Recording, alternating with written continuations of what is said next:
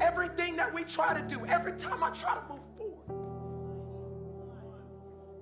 there's always something in my past that's holding me back. And now I stand here today, 30 years old, trying to move into what God has for me. But for some reason, it always feels like there's something holding me back. And I want to be honest, but I can't. Because my other sister, she made it. She's the one that makes everything look perfect because she don't care about nobody. And so she saw all the dysfunction in our family. So she said, I'll fend for myself. I don't need y'all. She left when she was 17.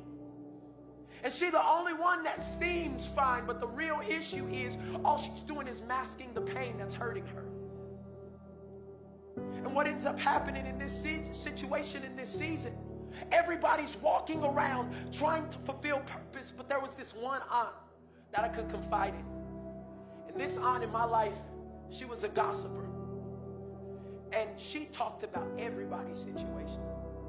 And so instead of dealing with my issues, I just learned to talk to people about them and make other people look worse so I could make myself feel better. So I bring that into every job I go into. I bring that into the marriages that I walk in. And every time when God says I'm supposed to move forward, it's all my effort and energy trying to break family ties that didn't just start with me.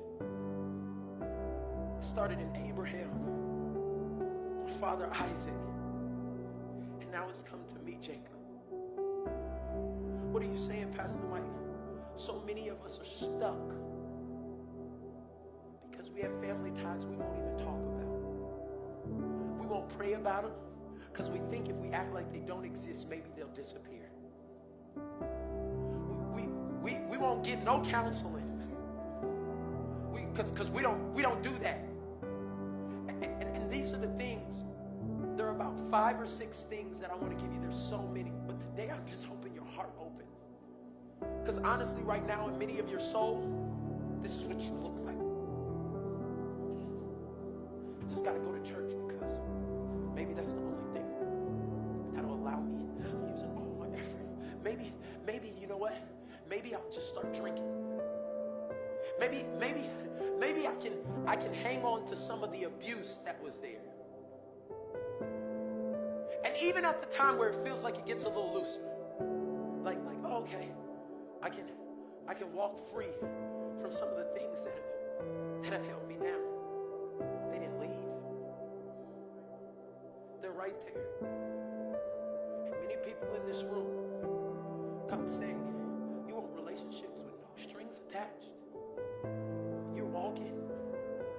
And this is the crazy thing. We lift our hands in God's presence like this.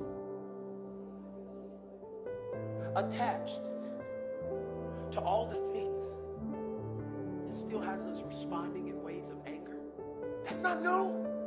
That's a string to my father. That's a connection to the cousin. That's a disappointment that I felt from my mom. That was the hurt I felt from my sister. I feel the healing virtue of God in this place.